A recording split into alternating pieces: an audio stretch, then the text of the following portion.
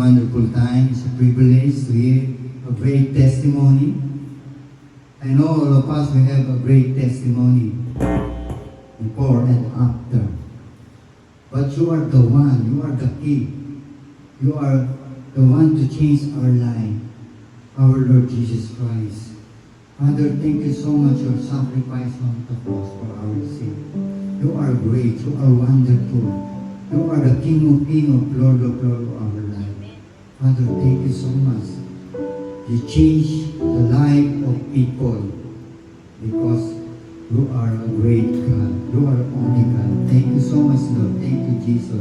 I pray all people, all members who are not here now experience sickness and some appointment. I pray, O Lord, I declare in the power of the Holy Spirit in the name of Jesus, heal them, O Lord, arrange everything, become great and good. Thank you so much. In Jesus' name we pray. Amen and amen.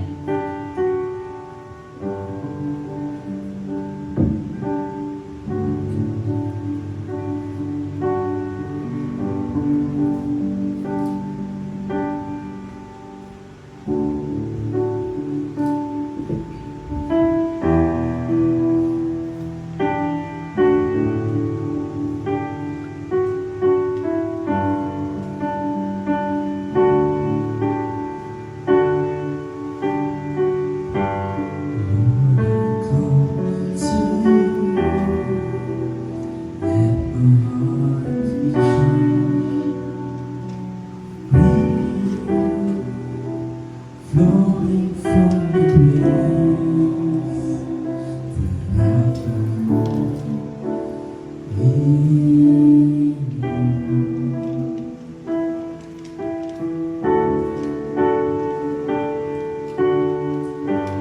in Lord, I come to witness I see.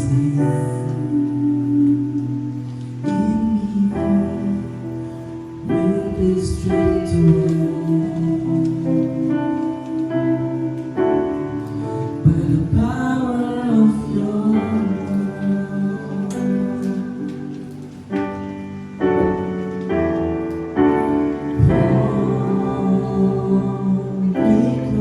Because let your love surround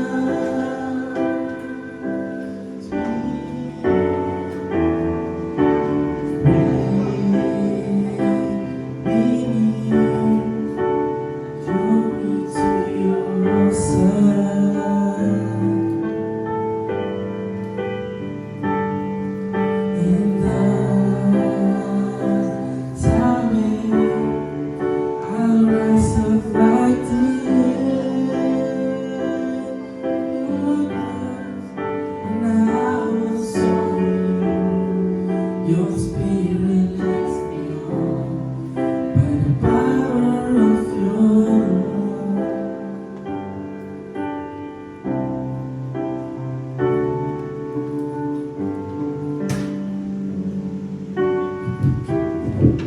Let us be seated. I would like to read this verse for our giving.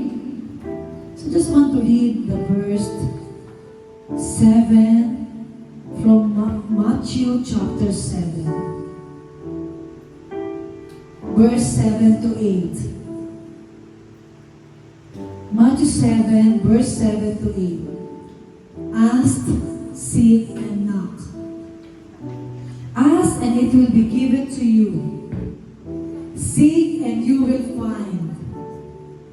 Knock, and the door will open to you. For everyone who asks, receive. He who seeks finds, and to him who knocks, the door will be open. Amen. Brother, pakita mo na. Okay. So you see? So this is from Matthew 7, verse 7 to 8. Are you asking God? Do you ask God in your life? Do you seek God in your life? And last, do you knock? Do you knock? Ask, seek, and knock.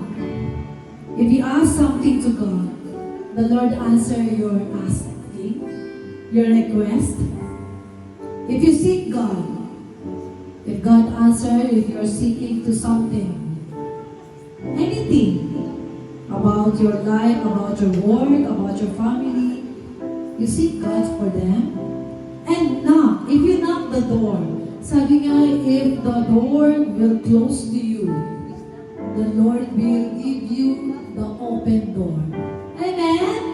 And the blessing will come out that you cannot imagine, that you cannot expect it. The Lord will open the heaven. The heaven. If you ask, if you seek, and if you knock, the Lord is give you overflowing that you cannot imagine in your life. The blessing will give it to you. Sabi nga in Tagalog, lik-lik siksik. Amen. Tumaapaw. Praise God. Let's give for the Lord. The Lord is good.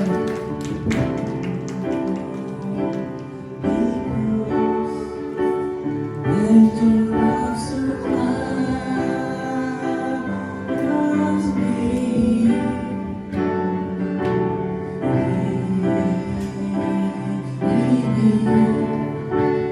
Draw me to your side.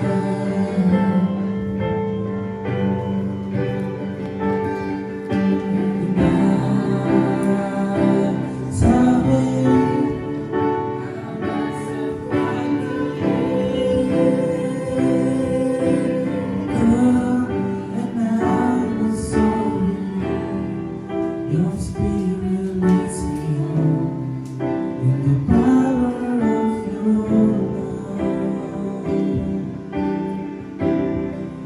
and I will serve.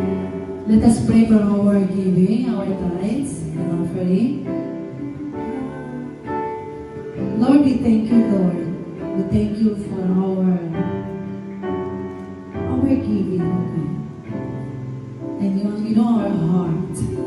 Lord, because you said to us, Lord, if we seek and we ask and knock to you, everything will open, everything will find, and everything will be answered for all of us here.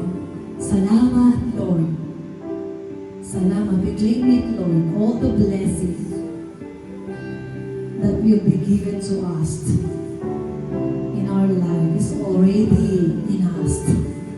Lord, we give you all the glory. We give you all the praise. We thank you for the message of life. We thank you for the word of God. In the mighty name of our Lord Jesus Christ. Amen. Amen. Let us give a big clap for the Lord. Amen. Amen. And the Lord is good. Amen. The Lord is good. All the time. And all the time. The Lord is good. Amen. Praise God. And for our announcement, yeah, so July, our next testimony, our dear sister will give us her testimony by next week. So we'll be ready.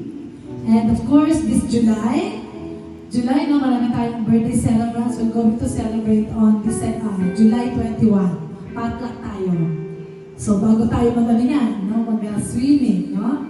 So, yung ating July, so confirm na po yung ating coaster band. So Brother Randy will collect, no, this month, yung ating contributions for our outing on July 28. Okay? So July 21 po ay meron po tayong potluck, birthday celebrants po. No, whatever we bring, no, magdala tayo ng whatever we bring, we're going to have fellowship on July 21. And then, birthday kasi apat no? Brother Eddie, Brother Axel, na? Chelsea, Axel, Brother Eddie, Chelsea, sino may isa? Meron may isa? Apat sila, apat. Si Jerome na. Si Jerome, si Brother Edwin, sino ba? Si Axel, si Chelsea, tama apat. Apat sila. So, we're going to celebrate on 21. Para yung 28 natin, talagang talagang very, tayo intimate. No? Kasi meron tayong, sa 28, meron tayong baptism, Pastor, no? So, on the spot, no? Si Brother Randy, Sister Princess, doon tayo sa, sa Baywalk. Tapos yung gusto mapabaptize, on the spot, doon na lang din, umaga. Doon tayo, umaga, doon na rin yung word, no? Fellowship. Para tuloy-tuloy yung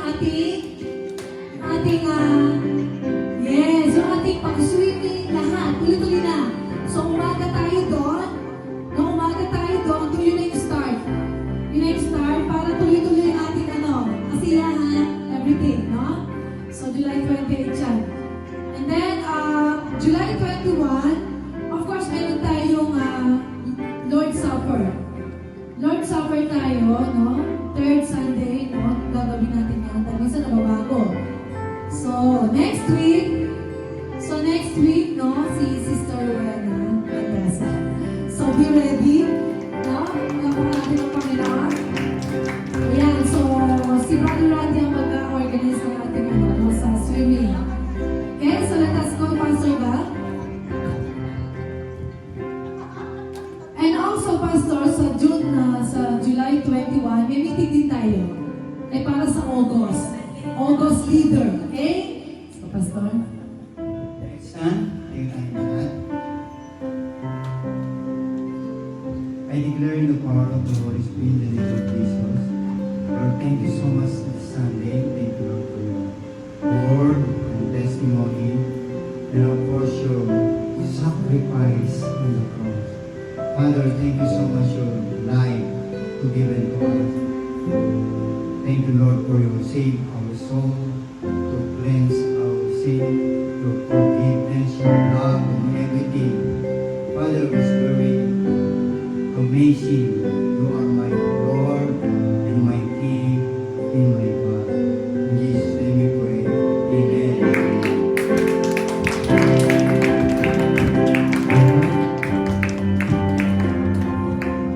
Napakaganda po ng message. The message is so wonderful this Sunday. So, for the last